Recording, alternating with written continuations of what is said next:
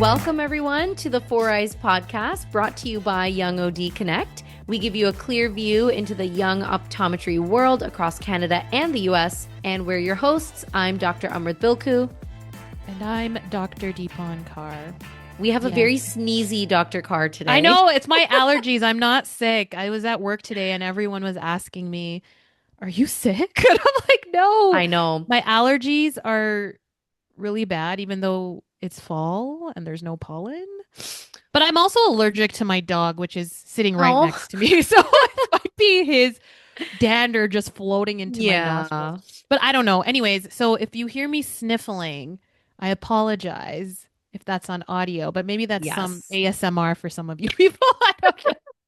Well, it's just funny that you're the sneezy one because today Deepon is having the spotlight because she is going to be sharing some really interesting cases that relate to uveitis. So I just found it hilarious when we started recording that she started sneezing and I'm like, well, let's see if we can get through this one today. The one time you got to carry the episode, Deepon.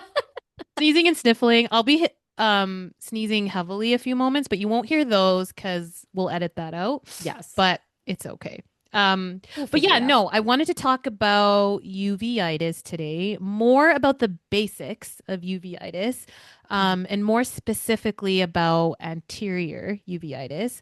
I just had a couple of cases recently. Each of them presented a bit differently, and I just wanted to go over the basics of the condition and give like a brief overview of like signs, symptoms, treatment and management, and tips on charting for these certain kind of patients. Yes. I feel like as a new grad, you know, we learn about uveitis in school and there's like, you know, this is how it presents. This is what you do. A, B, C, you're done. But in clinic, it doesn't ever show up that way. Yeah. And uveitis can take a wrong turn fairly quickly. So every time I get a uveitis case, I get pretty, like, not as nervous as I used to be, but I'm like, okay, you know, we like, gotta... let's make sure it doesn't go downhill. Yeah. I still always have a little bit of that anxiety and panic when the patient comes back for the follow-up. I'm like, did I do the right thing? The follow-up, I'm always like, crossed fingers. I'm like, oh God. Or, you know, you tell them come back sooner if something is worse. And if you know, sometimes you see that patient scheduled a little bit earlier than your follow-up and you're like, no.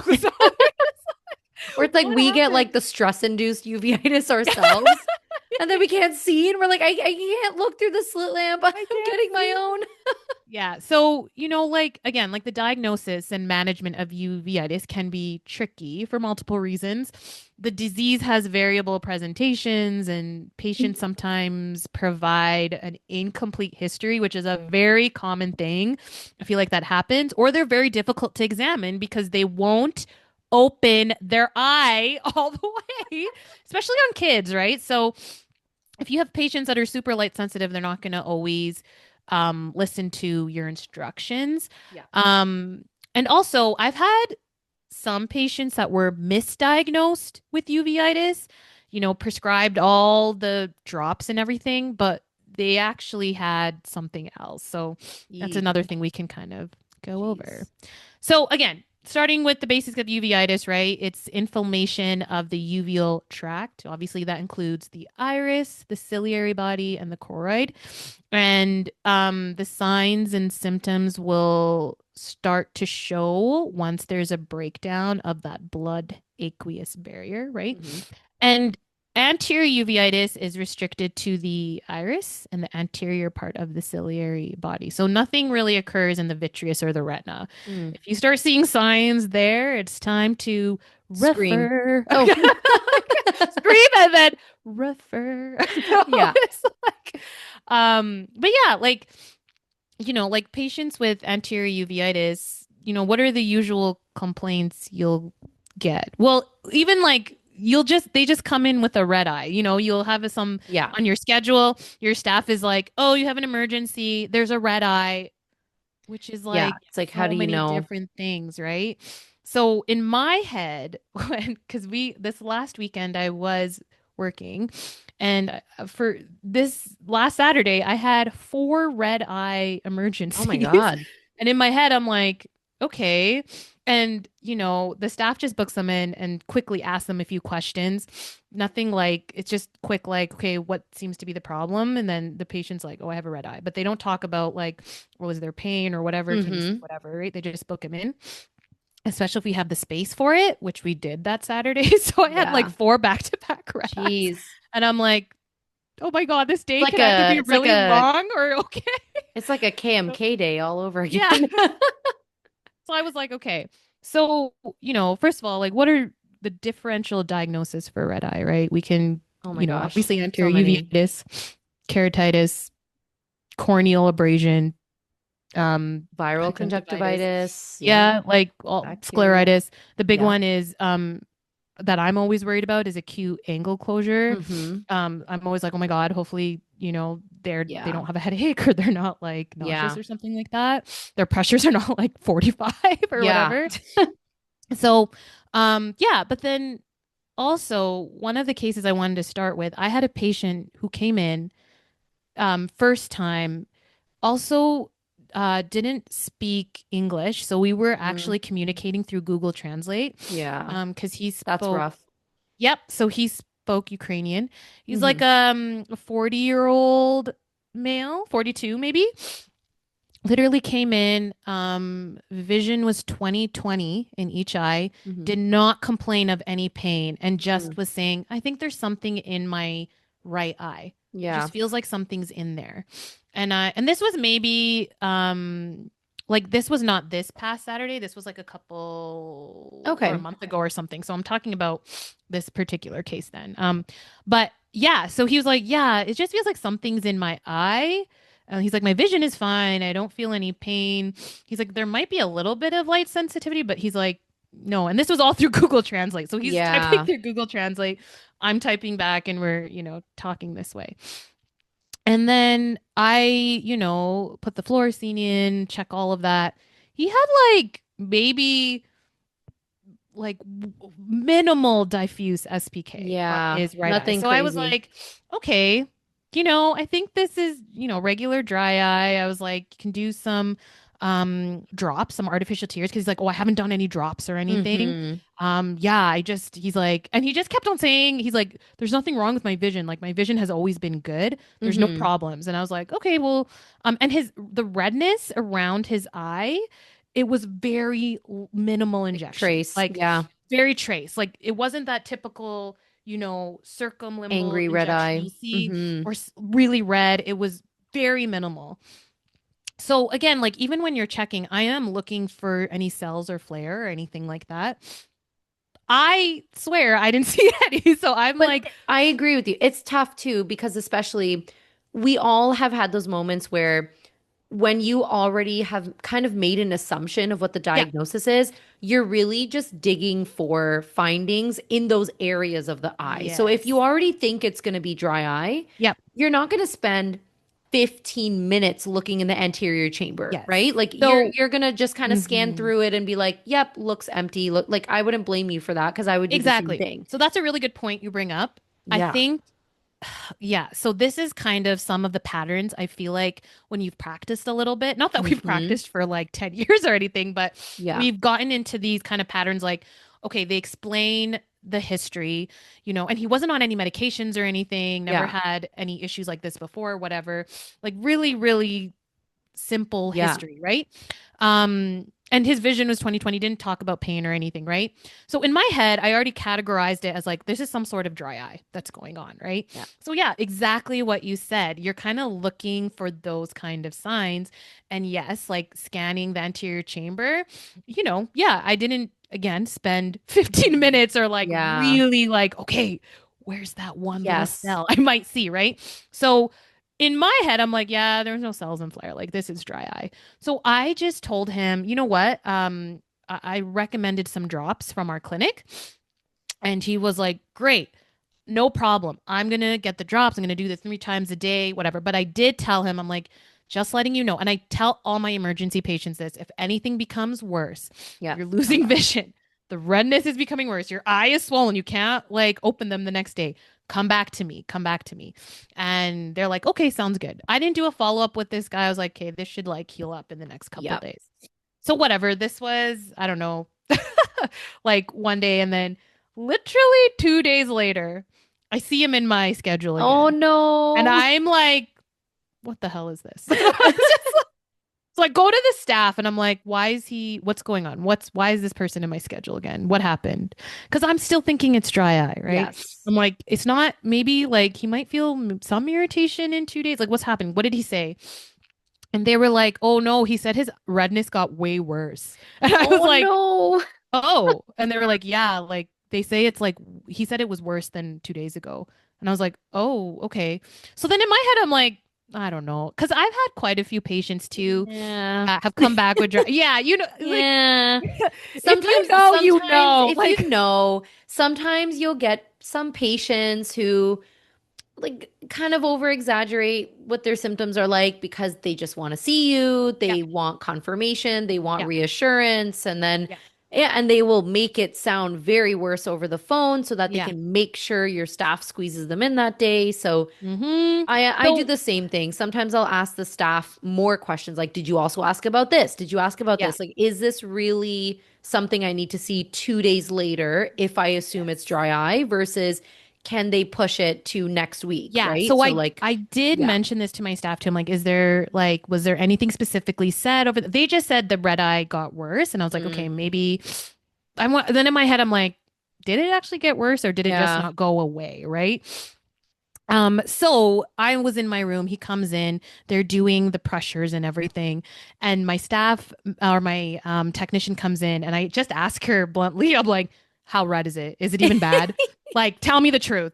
And she straight up says, it's bad. Oh, And she's very like, oh no, there's no red eye. yeah, This is yeah, this isn't yeah. have. She's like, no, Dr. Carr, it's It's like pretty bad. bad. And I was like, oh shit. So it's just oh no, what is this now? Because I'm like, oh crap, this is not just dry eye then. Like maybe it was a pink eye or something. Then I was like, but he didn't really mention any discharge or anything. So now I'm Yeah. going through these like Yes. differentials before I see him. And the other part of it, he doesn't speak fluent English. So Yeah. we're Yeah. doing all this through Google Translate. Yes. He comes in. I see his red eye a mile away, and I'm like, "Oh Oh, gosh, this is not." And then, but his vision is now 20/25 minus a couple letters. So he yeah. started getting Things are blurred vision, changing. and he even tells me he's like, "Oh, Dr. Carr, my vision is really blurry. I've never had blurred vision before. It's kind of foggy." And I was like, Oh, "Uh-oh." So now I'm like, "Oh no, did I miss a uveitis case?" So yeah. then he sits in my chair and I put the fluorescein in. I just check again. Like not really much SPK this time. However, yeah, the cells and flare have exploded. So I was like, Yeah. okay. So Christmas came early. yeah, there was cells and flare there. I was actually surprised his vision wasn't worse. Yeah.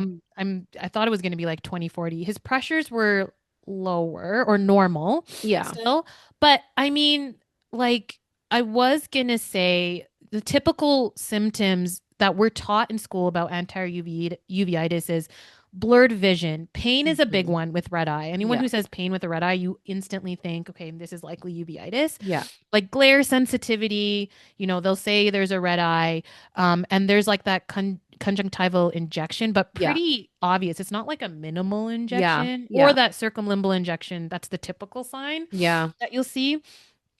And then they don't usually talk about a watery or mucousy discharge or Yeah. something like You're that. right. I don't really hear a lot of my eyes watering. It's more, Yeah. it's just light sensitive. There's a dull ache around my eye.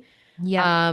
And then sometimes, yeah, my vision just it doesn't feel as sharp as the other eye. Sometimes Yeah. it's so mild that they can't explain it's not a blur, but it's just Yeah. like it just looks a little cloudy or a little less sharp than the other. Yeah. And this guy, like, he's always had clear vision. So he told me right away, he's like, He it's can not notice clear it. anymore. Like, Definitely. there's something wrong. And I asked about pain, and he's like, I don't feel any pain. It's just getting more red, and I can't see as well. And I was like, The pain okay, tolerance is high. yeah, but maybe, yeah, he has a high pain tolerance. I don't know. So, yeah, I mean, the hallmark signs of anterior uveitis is the cells and flare, right? So as Hmm. soon as you see that, even a small amount it's a form of Yep. uveitis, right? Yep. And, you know, again, we all know cells and flare are the white blood cells and proteins that are leaking from the uveal vessels, and then they're circulating in the anterior chamber, right? So Hmm. that's what we're seeing. Um, Obviously, like a, well, just in case if people don't know, the tip, like the clinical tip with the hypopion, when you see that accumulation of white blood cells at the bottom of the anterior chamber Hmm. cell, you want to treat that aggressively or send that out because that's a pretty severe form of Yeah. inflammation. I've actually never seen one of those in clinic myself. Mm-mm. I don't know how have you? I do know if I ever see one, I'll probably have a heart attack and be like, Yeah. what's going on? Oh no. But that's a pretty aggressive form of anterior uveitis. And then, so this was an acute form of Hmm. uveitis, right?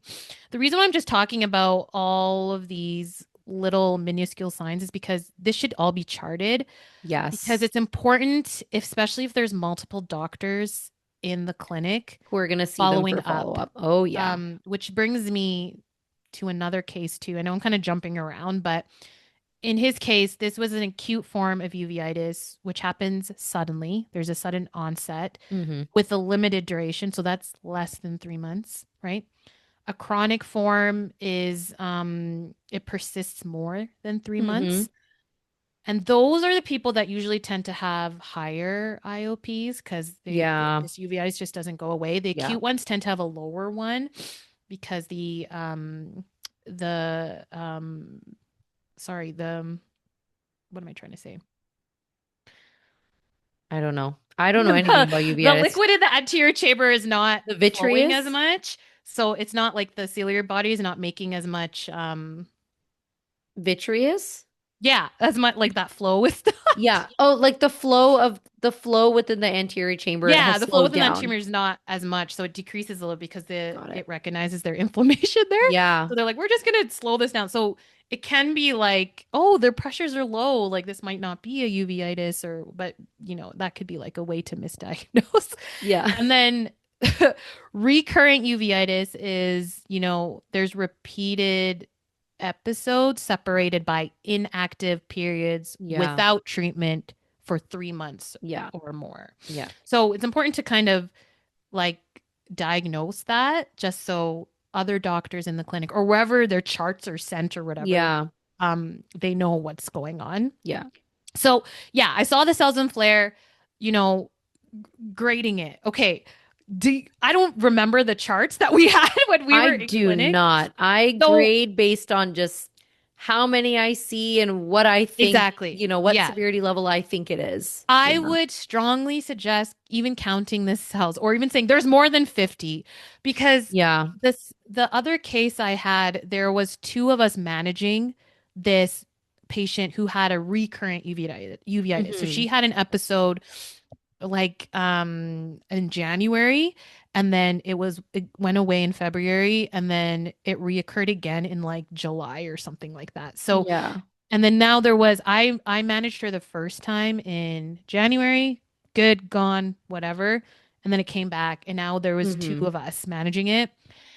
And let me tell you, I I'm sure when we were reading each other's charts, like it was just Yeah. like, is this getting better? And I would always ask the patient, I'm like she was on her prescription drops, right? Yeah. And she was like, I think it's better, but like we would check her vision. Her vision was kind of staying stable, but I Yeah. couldn't tell if the cells were Yeah. decreasing Going and the down. flare was yeah, because now it was becoming so minimal. I'm like, well, now I see like 5 cells. Did the other doctor see 5 cells? Like, Because, is like, this if we just grade it like a +1, then yeah, it's like, well, how many are you grading as yes, a +1 if we're exactly. not following the same scale, Exactly. at least within the office? Yeah. So Yeah, you're I right. prefer the number of cells, like more than 25, less than 30, or something like Yeah. that. Yeah. And the flare, like there is a chart. I mean, this is hard to remember too. It's a chart by the standardization of uveitis Mm-hmm. nomenclature, the Sun Working Group.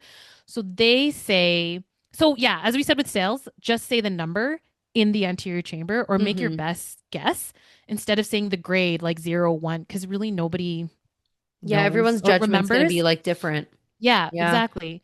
For flare, grade 0 is none. 1 plus is faint, or 2 plus is moderate, where the iris and the lens details are clear.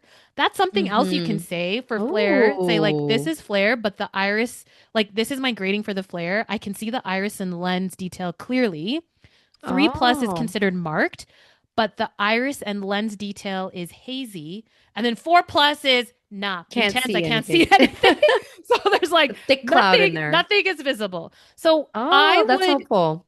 yeah, I would use descriptive um charting like that so that whoever else sees the chart, they're kind of like, oh, so they were able to see this last time. What am I Mm-hmm. able to see this time, Yeah. right? That this is totally different if you're the only one managing the patient, Yeah, of but course. most of the time with these uveitis cases, like if there's multiple doctors in the clinic, someone else is going to Yeah. be managing it, right? And I guess if you're fortunate enough to work in a clinic that has anterior side camera, I know it would be really hard to Yes. take Hmm. photos or videos of the cells in the chamber, but if you're able to, I mean, that would be gold, right? Because we have an anterior seg at Northern Site, a Nice. camera. And so anytime I see a red eye, a uveitis, anything, and if I know Manraj is going to see that Hmm. patient the next time because I'm not there, I take photos and I turn the camera on and I try to take photos because yeah, I'm not the go-to doc for a red eye. So like my grading scale is very You're like, subjective, right? yeah, I Like think maybe it's five. red. Yeah, That's there's like something going on. there's something there. No, no, I'm totally joking. I know how to handle uveitis, guys, but yeah, I don't see it every single day. It's not in my chair Yeah. all the time. So, my grading scale is very just like, yeah, +1 cells. Yeah. Like that's or if I just see 3 cells, I'm just gonna write 3, but most of the time I use +1, +2, +3. And so with the camera there, it makes all the difference. If you can take the pictures Yeah. on an iPhone, that would be Hmm. like easy too. Just upload it in their file. Take a That's true picture of too. their eye on the outside, just so you can see how much redness is there. Yep. Yeah, that would honestly help if you guys had that too. Yeah, and like, yeah, that's a really true. If you have a anterior side camera, yeah, I would try to your best to kind of zoom in and take a photo of what you're seeing. I think I like at my last clinic, I did have an anterior side camera and I was able to take some photos of like some cells if I zoomed Yeah. in enough. You just have to have the patient be really still and open up Yeah. their eye really wide. But that's the same Yeah. thing with an iPhone camera as well. But yeah, I mean, if you can show what it looks like for the next optometrist to see that, it's just better. It's just going to be better management Yeah. for this patient because then they'll know like, oh, this didn't improve or oh, this did improve or whatever, Yeah. Yeah. right? Yeah. What are your tips for seeing really faint cells and flare? Like I Like how like to manage it? well, no, like how like in when you have the slit lamp on them and Yeah. you're looking for any cells and flare, I completely darken the room. Like I turn off the computer monitor, Yeah. Oh, everything. wow. And Yeah. then, yeah, because especially if I'm really trying to remember how we talked about that categorization of like Yeah. conditions. If I'm like, this has to be a uveitis or something. Yeah. And I'm like, if I am going to see that one cell, I Yeah. need to like completely Turn darken the everything room. off. And the patient's like, oh, I can't even see my own feet Yeah. sometimes. I'm like tripping over the chair. I'm like, oh my God. And then I'll increase the magnification completely. Yeah. Like I Yeah. said, Me completely too. darken the room. And I'll try to dark adapt and kind of get used to that for the first 30 seconds. Not going to be able to do that very soon because I'm aging, y'all. But Yeah. Every day that I work in the slit lamp, I'm like, dude, our days are coming. yeah, We're not gonna be able to see. Oh my I like God, I my think about dark all this adapting quick side days. story. Think, I'm much younger than Deepon, but still, I also think about that some days. I'm like, wow, one day I'm not gonna be able to see through these oculars anymore.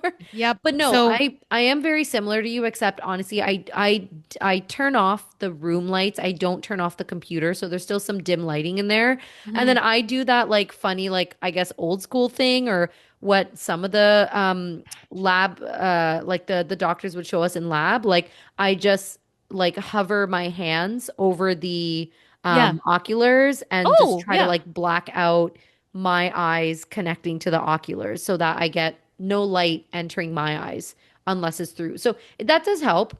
Okay. Um, I find that I try to, so at first, I know when they're really light sensitive, I tried to shorten the beam Yes, and I make do it that like too. a, like a 1 by 1 or a one by Yep. 2 millimeter.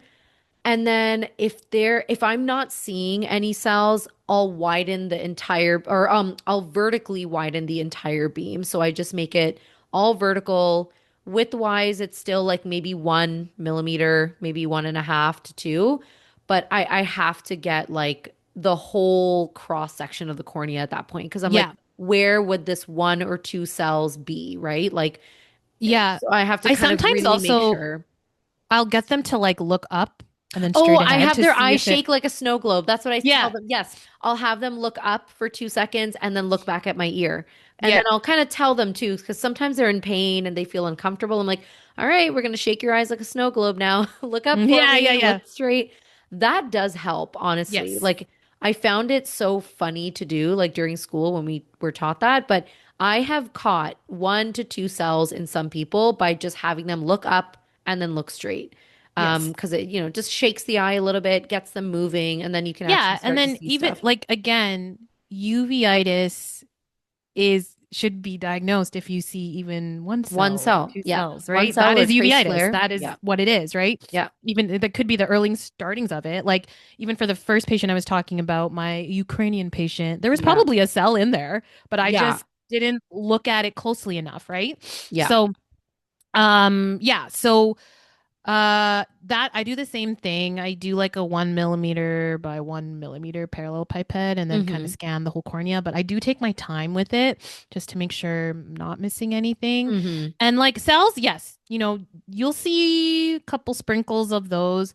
Flare might not be there, but if there's no flare, then you know the ability to see that slit lamp beam all the way through the Mm-hmm. aqueous, it's going to be optically empty. Like there should be Yes. nothing, no haze, You nothing should see there. no like light passing through it. Yes, Yeah. exactly. Yeah, yeah, Yeah. yeah. So, Wow, yeah. look at me, guys. I know my stuff. I know my ocular disease. Yeah. Sometimes I see Um, so many kids where I'm like, damn, I really don't remember a lot of the other I know parts that's of why the you eye. got to go like just spend some time at I don't know, a really An medically eye heavy disease clinic and be clinic. like, like, what is this? It's just like, My it's just anxiety levels diabetic would go, retinopathy, Dr. Bilku.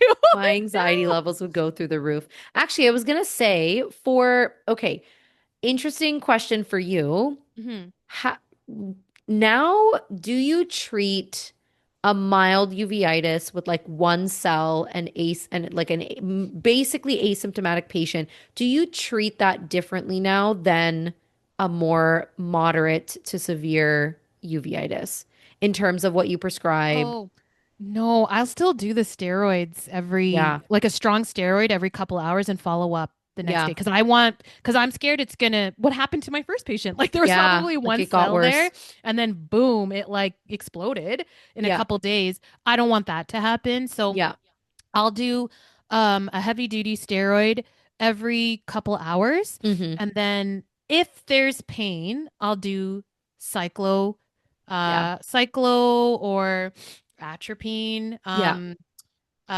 twice a day in both eyes. Yeah. Uh I don't really prescribe cyclo or atropine that often. I don't get a lot of uveitis patients that feel pain. They never really complain of Yeah. pain to me. They're always like mild, like a dull ache, but like it's manageable, Yeah. or they're more light sensitive and then, Yeah, they don't really feel the nausea or the oh my God, I have such a throbbing ache in my head. Like they don't really feel exactly. that. I don't really prescribe that. So, and I Yeah. know, like, obviously with cyclo or atropine, you're dilated, right? And I feel Yeah. like, that will be very disruptive for Yeah. someone's day. And more Um, uncomfortable too. yeah, Yeah. exactly. But yeah, like the other aggressive sign too is like the KPs or the keratotic precipitates, right? Mm-hmm. So, you know, they're pretty important as well. If you see this, I've seen keratotic precipitates pretty Yeah. often Me too. with uveitis, and it just kind of again makes me a little nervous, just a little bit, because I'm like, okay, this can turn bad very quickly. Yeah. Yep. Because then you're also wondering, which we probably will get into in a moment here, like what the heck systemically could be going on too. Yes. So, Yeah. as a general rule, right? Like find the star-shaped or stellate kind of keratotic precipitates Mm-hmm.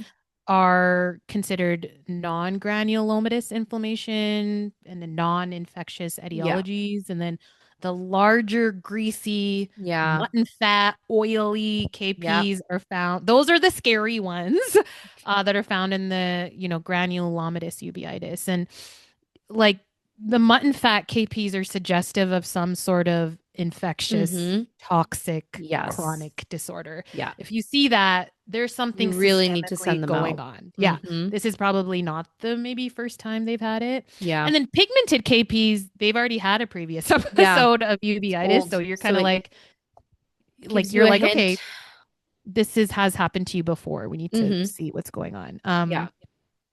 And then obviously, like with all these patients, you should do a dilated eye exam because you want to check if anything has extended to the back of the eye. You want to make sure you're saying what the location is, if it's an anterior, Mm-hmm. intermediate, or posterior uveitis. Yeah. Again, with posterior complications, I had a case of that, like not me, but another patient who had cystoid macular edema. And this was the first year I graduated. So I was panicking and I was like, Wow. what is this? And then, but I'll make it easier for you, everyone. Intermediate, posterior panuveitis, you're referring to the Yeah. ophthalmologist. So you're Yeah. like, You don't have to you worry have about something going it on. outside in the real world, Yeah. at least not in Canada. So Yeah. So you're you don't that's have to that's an worry about it. urgent referral. And most of these patients are gonna be like, I can't see anything. And Yeah. yesterday I was able to see. So you're Yes. like, bye. We'll Yep. see you Send them at out. your maybe follow-up. Send them out. Yeah. So we already talked about this. Like we treat, anterior uveitis with our steroids. We just said, yeah, you do every couple hours or what's your management plan? I I have played around with a few patients who are open to playing around with their Yeah. treatment options.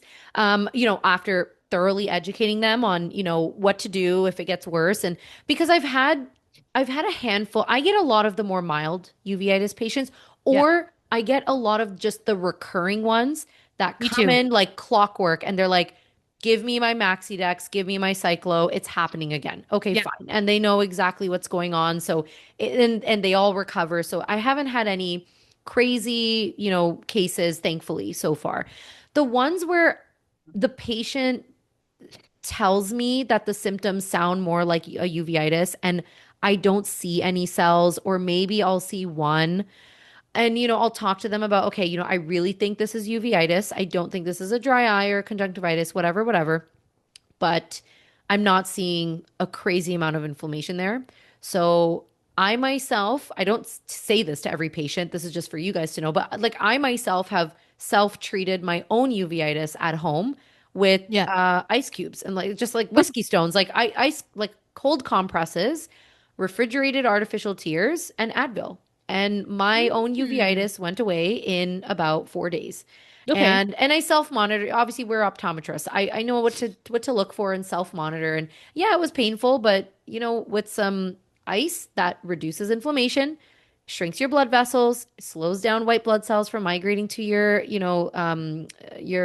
iris and everything. And the Advil, anti-inflammatory med, brings down the pain, and cold, preservative-free artificial tears lubricates you, soothes Yeah. the cornea. You Well, know, if you're that's able to, not yeah, like it's not bad to do.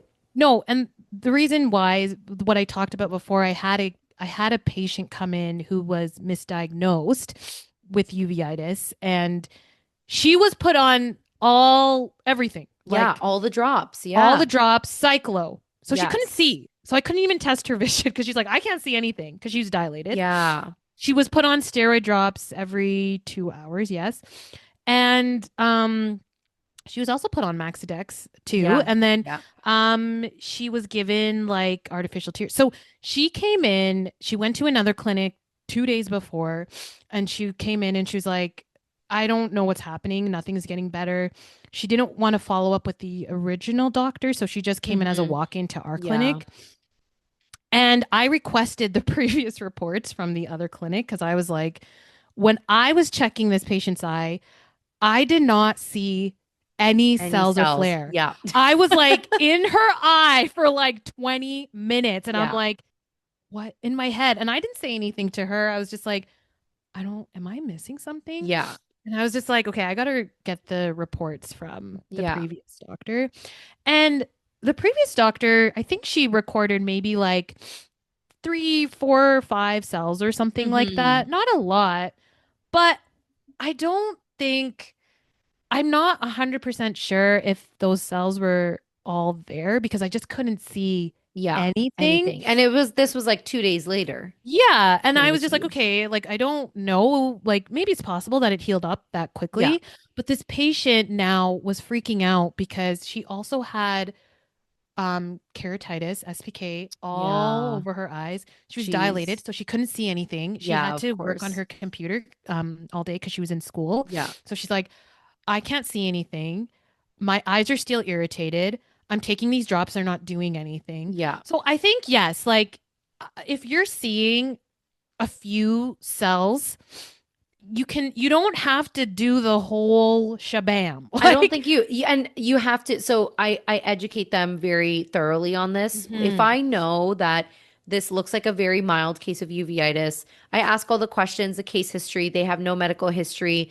They've never had a uveitis before. This is the first one. We know 50% of the time it could be Yes. spontaneous. Yeah. So then I tell them, I say, well, you know what? You got two options. We can try to treat this naturally for a couple of days and see how you feel. Mhm. And if you don't feel better, give us a call back within a day or two, email us, give us an update. And then we can definitely throw all the drugs on you and, like, make sure it heals up. But I have a feeling that within about 3 or 4 days, if you do your cold compresses every few hours, if you use the artificial tears refrigerated, take the Advil, Tylenol, yada, yada, I think within 3 or 4 days, you should feel fine. Yeah. And, I give the patient that option. And then I say, or we have the steroid, we have the cyclodrops, we have all of this. And then you still will do the cold compresses anyways. But it's up to you if you want to use the meds now or, give it like 2 days and then call me back and then we can see. Yeah, And I I've think there's had, yeah, there's I good don't edu I don't think there's anything wrong with that. No, I yeah. think that's fair, especially if it's such minimal cells. And I've had Going them forward. come back within about 4 days being like, yeah, I'm totally fine now. And I Yeah. check them back. There's no Yeah. cells, there's no injection. Like sometimes I'm not anti-medicine, but sometimes I do feel like sometimes you just need to give the body some time, dude. Like Yeah. you need to just give it some rest. You Hmm. need to give it some cold compresses, cool down that body temperature, stay home from work. Like I always tell them, like, do not do your work. This could Yeah. be stress induced. Like sometimes you really just have to give a patient a chance to let their body kind of figure it out and heal. And you will be surprised at how many times people's Yeah. conditions will heal. For viral conjunctivitis and like so many times I've just been like, dude, just ice the eye, some preservative-free tears. I don't need to betadine rinse your freaking eye Yeah. every time. Like we don't need to do all those Oh things my and you'll Lord, be fine.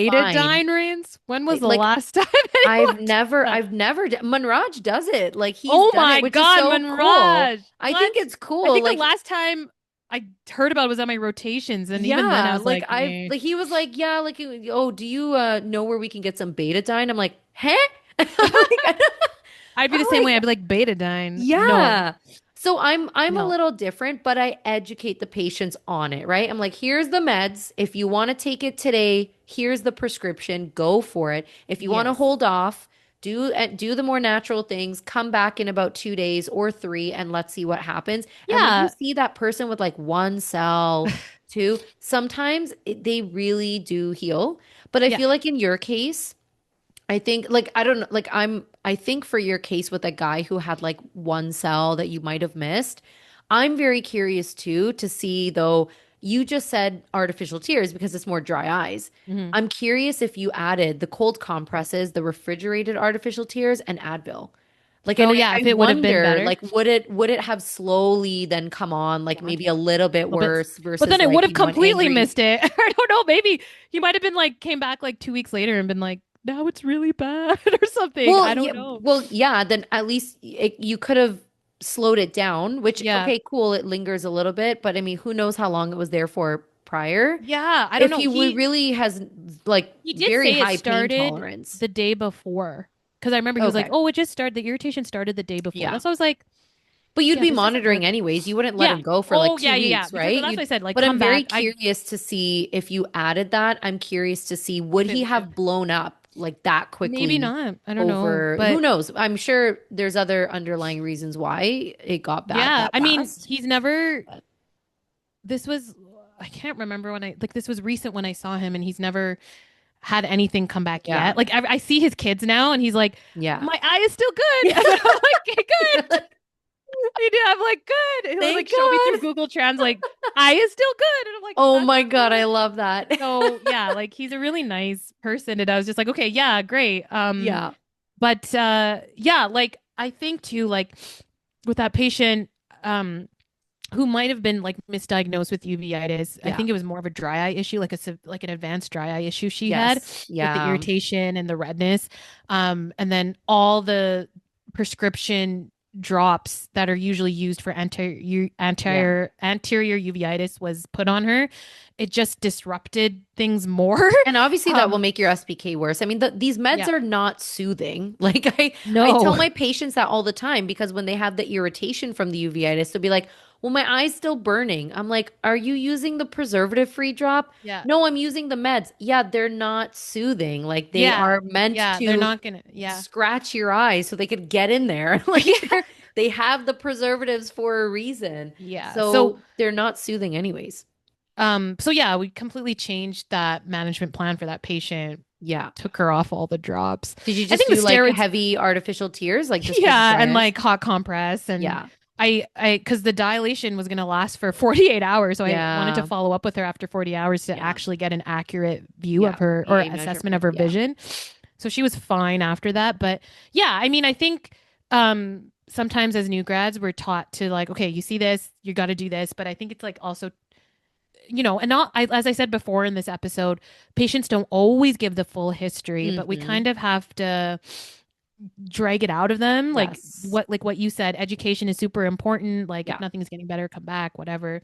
But Let me add to that. Speaking yeah. of making sure you get the full history, oh, for any new grad out there, yeah, another thing that I brought up was that, yeah, 50% of your uveitis case on the first time is going to be spontaneous, right? Mhm. So we're told and taught that, you don't have to really dig in for blood work the first time it ever happens, especially if it's a non-granulomatous, anterior uveitis, acute onset, whatever. What I've learned in the past 5 years is that there's so many patients out there who have recurring uveitis Mhm. and you'll see them and you'll see in the notes from the previous owners and whoever else has worked there that they've come in maybe 4 times for a uveitis in their lifetime. And they'll even bring it up and be like, "Yeah, I've had this maybe once before, like 5 years ago." And then you ask them too, "Have you ever done blood work?" No.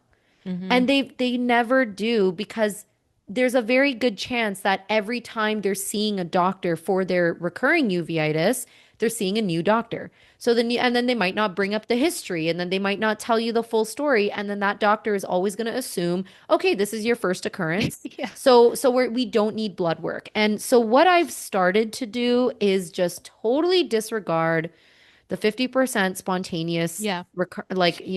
causes and just anytime I see someone with a uveitis, I send them out for blood work. Even if this Mm. is their very first time, if they have one cell, I say, why not? Go get your blood. It doesn't cost you anything in Canada to get your blood work checked. It's not harming you to get your blood work checked. Yeah.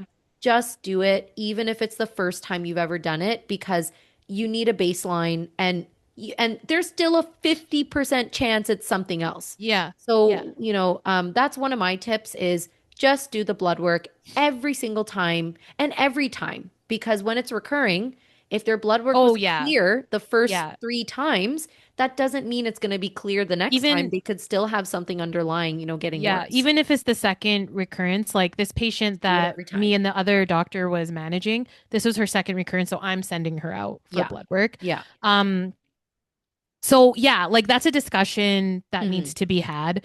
And you're right, like you mentioned this already, 50% of these cases when they happen for the first time, it's idiopathic, right? We don't know. Yeah. But like we also should be asking them like, do you systemically, is there anything going on? Like, do Yeah. you feel pain anywhere? You're thinking about the arthritis, I Hmm. don't know, like lupus, all these different things. And, Hmm. obviously when you're getting into those more like tuberculosis, syphilis, that's a little bit more, oh, they're going to notice that. Like Yeah. Yeah. there's other Those are going symptoms to be there. big symptoms. Yeah, those are going to be bigger symptoms. But I wanted to talk. Oh, wait, and before we talk about that, so I always say this before you um start tapering the Oh, steroid. yeah. I always make sure that there is zero cells and fit flare before I start tapering, just because I don't want a rebound inflammation. Yes. So Yep. I'll wait till that, and I follow up with these patients almost every 2 to 3 days, Yeah. consistently checking pressures, really, really checking the pressures, Mm-hmm. making sure there's no other like side effects Yeah. or Same. whatever, and checking VAs just to make sure the vision is Yeah. stable. But yeah, I think that was the other issue with me and this other optometrist. We started tapering too soon, and then we were like, Yeah. oh, should we have tapered? And then it would come back, and we are Come like, back. oh, now it's Yeah. worse. We got to put her back every like 2 hours. So Yeah. I was like, you know what? I'm just gonna take over this patient. She's just gonna see me now because it's just better if one doctor sees her because I have no That's idea true. what's That's going true. on. Yeah. And I was the first one who saw her in the first place, like from the beginning, so she was like okay with that. But yeah, taper when there's zero cells and flare. Don't taper too Yeah. early, or otherwise it's just gonna You're bite gonna you regret it. in the Mm-hmm. butt. Then you're Mm-hmm. just gonna see these patients Oh, constantly yeah. more for follow-ups. So yeah, I wanted to talk more about the lab testing and the Mm-hmm. diagnostic workup. So in Alberta, Canada, the optometrists do have the privilege of ordering lab tests for themselves. Mm-hmm. So as long as you're able to interpret it. So here, I practice in Alberta. I can technically order lab tests for my patients. I don't because that means I would have to interpret it, but I'm very willing to work with a family doctor Yeah. and maybe send them a letter saying, these are the tests that I would recommend for the patient's lab work Mm-hmm. uh, for them to do. And then going over the results together, you can let me know like what's Yeah. going on as a co-management thing. I think a lot of family doctors would be really open to that, I would Mm-hmm. hope. But yeah, in Ontario, you guys can't No, order we are not allowed to order lab work Yeah. as optometrists. It has to be, we have to make a referral to their family physician who will get it Yeah. done. And actually, yeah, that reminds me, tomorrow I have a call scheduled with one of my patients' rheumatologists who, Oh, yeah, yeah. again, this was a patient who's had a recurring uveitis like almost 100 times over. And Yeah. he's already been diagnosed 20 years ago with Crohn's. And Oh, so, he just kind of assumed, oh yeah, I have Crohn's. I have an autoimmune condition. And so this is why I get my uveitis. And so we've seen him over and over and over again for like 5 years. And yeah. he mentioned that he never had a uveitis until about 5 years ago. And now, Oh, ever since like 5 years back to now, it's the frequency has been increasing. So I asked him a few times before, did you get updated blood work? Do you have any other autoimmune conditions? No, I haven't really checked. I don't see my rheumatologist anymore because my Crohn's is like, oh, fine. Everything is fine. And then he's like, I'm getting a little bit of joint pain, but like that's after I run for like, 2 hours. So that's yeah. normal. Okay, fine. And then I finally pushed him. I said, dude, you gotta just get the blood work done again. And I got a letter from the rheumatologist saying he's positive for HLA B27. Mm-hmm. But again, we know that that marker is it's non-specific. Like we Mm-hmm. don't really know what diagnosis it could be related to. So technically it could be related to Crohn's. Mm-hmm. However, with the joint pain, then they started asking more questions, and now I think they're going to do more testing and look into some level of arthritis. Yeah. Because And that's what, so, yeah, that's yeah. And exactly what so the HLA rheumatologist was B27. telling him, he's like, you might have another underlying Yep. condition we have to look into. Patient called me thanking me, like, you're the only doctor who has seen me for this uveitis, telling me to go get blood work. And now I'm getting answers for like other things that have been Yeah. going I on. think, Like, no one has brought this up before. So it's very interesting. I'll talk to the rheumatologist tomorrow they want more see, detail of the level of the uveitis.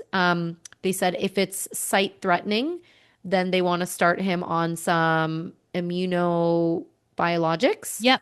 If it's Yep. not sight threatening, then they're just going to monitor him. And well, Yeah. the last one he had a CME. So that's why now it's like, Oh, dude, all your uveitis cases have been pretty severe. straightforward. Yeah. And then the last one was a Was CME. severe. So I Yeah. was like, okay, it's No, this time. is You just got to so figure it there's a out. pattern of it becoming worse. So, I Yes. mean, like, I think again, in school, we're taught like, okay, if it's the first time for the anterior uveitis, Yeah. you don't necessarily have to do blood work. Okay, fine, right? But you should do the blood work Yeah. or talk, have this discussion if it's reoccurrent, chronic, if it's Yes. in both eyes, even Yes. the first time, both Yeah. eyes, Oh, yeah. yeah. Obviously, we already talked about this. If it's granulomatous, yes. Hmm. And if it's non-responsive to treatment, Yes. or if you're seeing it in a child for the first time, you got to Yes. get that blood work done. Hmm. So there, like now the question is, like you already kind of did this. You talk about what their history is like. Oh, are you feeling pain anywhere? Because it could be some sort of autoimmune condition. Hmm. That's where you have to ask more questions.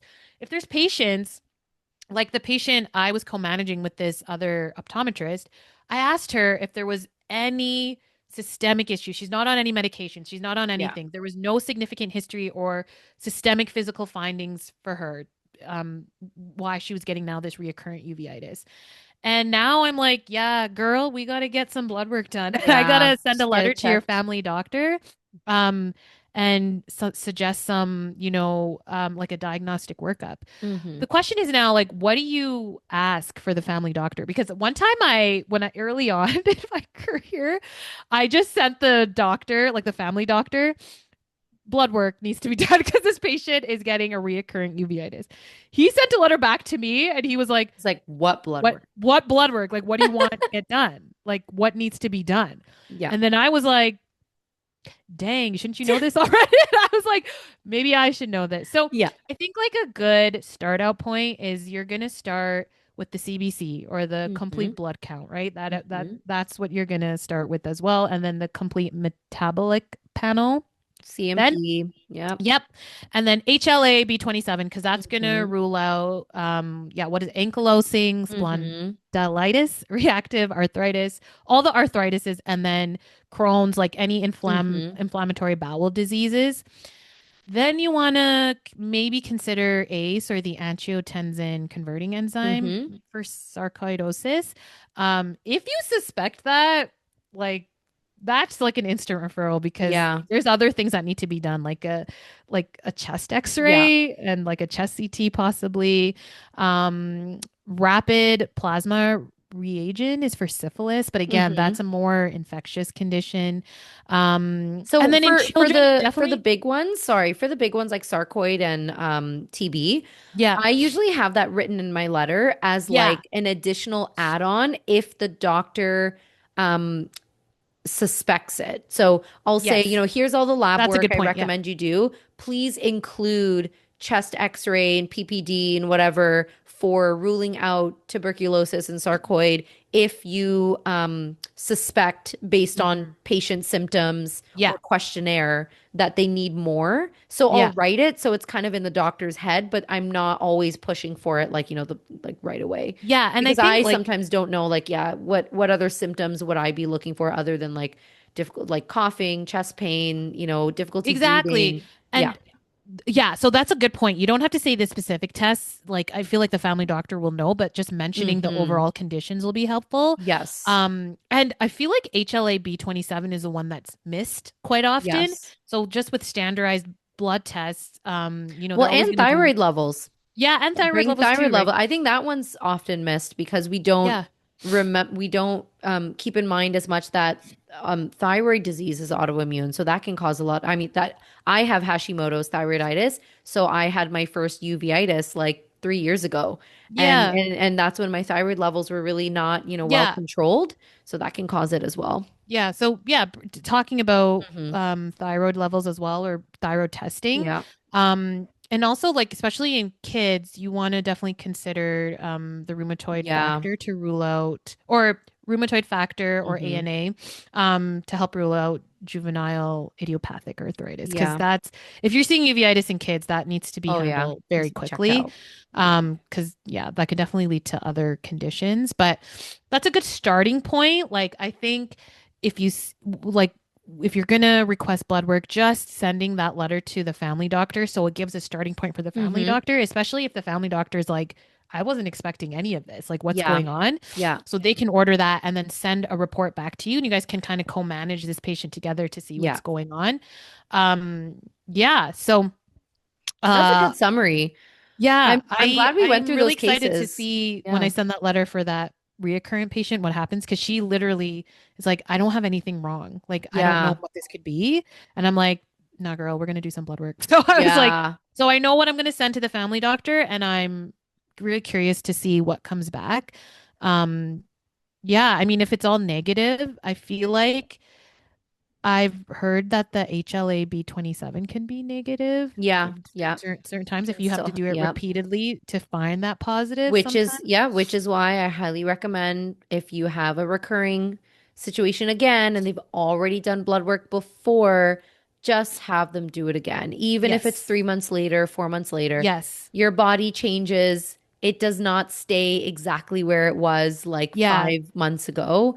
Everything changes every day. So just keep getting them to check because there's always some underlying stress that's going to cause inflammation, and it's not only affecting the eye, it's going to potentially affect other organs too. So most of the time you'll find something if you really Yeah. look for And it. even if it's not finding something, it's not something that I'll give At up least you've on. I done feel your like, due diligence to make sure yeah. And it's it's been just like checked out. doing everything you can to figure out why, Yeah. because as we all know with the eyes, it's all usually coming like any kind of From the symptoms we gut. get. No, I mean, yes, but it's also all systemically related. Everything's Yes. connected, right? So, Mm-hmm. um, you got to find, you're trying to get to the root of the problem, right? So, Yeah. yeah. So I just This is wanted a to good give case. that basic overview of these, a few of these cases, because I feel like sometimes when we're so wrapped up in clinic, we forget the, you know, Mm-hmm. the, like the ABCs of Yeah. uveitis, and we're just kind of like, what are we supposed to do? What are we supposed to order? How do we grade this? Yeah. And, charting for uveitis is so important too. Like we talked about, the I blood work definitely part is talked learned about. like the flare tip, like because I Yeah. always grade flare as like trace or +1, but now I'm gonna pay attention to can I see the iris and the lens details Yeah. because And then that's even like so helpful. everybody gets a red eye in their clinic. That's most of our Yeah, emergencies. And just making sure that you don't make the same mistake as I did, where you're just kind of, okay, I think making this an is dry assumption. eye. Like, let me just find the dry eye signs, which I did. Yeah, But it's just keeping your mind open and thinking all the all the way differential through. diagnoses and being Mm-hmm. like, okay, could this be uveitis? So as you Yeah, practice more, I feel like you kind of forget all these things, but yeah. it's Good good reminder. for, yeah, good for patients to come back and be like, it's still there. And you're just like, no, leave me And then alone. for anyone listening, if you're a long-term listener, we've done case reflections over the past few years. Deepon has shared a different uveitis case a couple years ago that was related to like a tattoo that a patient got. Yeah. And then Rav, Oh our my God. previous Yeah. co Make sure you ask if they got any new tattoos. Yes, yeah. And then Rav, one of our previous co-hosts, she Yeah. also had a case reflection episode of a chronic uveitis that was getting worse, and then she had to like adjust her treatment. For anyone that's new that hasn't listened to those episodes, I'll put links to those episodes in the description box so that you can kind of listen to those as well. And then I haven't even listened to them in a long time, so it'll Yeah. be I might. interesting to see how we've evolved with our approach because I'm Well, sure it hasn't changed too much. But now, yeah, now you've evolved. You ask about well, tattoos because we never that did tattoo before. one traumatized me because I was Yeah, in my first year of yeah, working, and I will never forget that one. She was the first patient I got yes. that I was The like, the what? tattoo was traumatizing in your case, and then in Rav's, it was the tapering early. Yeah. Right. So that like she tapered too early and Yes. then like things got really bad. So I highly, highly recommend you guys scroll all the way back, listen to those case reflection series on uveitis. If you enjoyed this episode, please DM us on Instagram at 4eyesoptom. Give us feedback on the episode topics. I did ask on Instagram, on my personal Instagram, if people had an interest in some topics, and people did give feedback, which is great. But feel free to always DM us on Instagram and give us more topic ideas of what you'd want to hear, what you'd want to learn from us, because we always think we're losers and like not relevant. So like, I don't know if people really want to listen to us talk anymore. But yeah, and the case reflections are always good because it's a good learning lesson for both of us too. So we hope you guys really enjoyed it today. Thanks everyone for listening to Four Eyes, the podcast series brought to you by Young OD Connect. Be sure to subscribe, follow us on Instagram or YouTube at Four Eyes Optom for more content, and we will see you guys next time.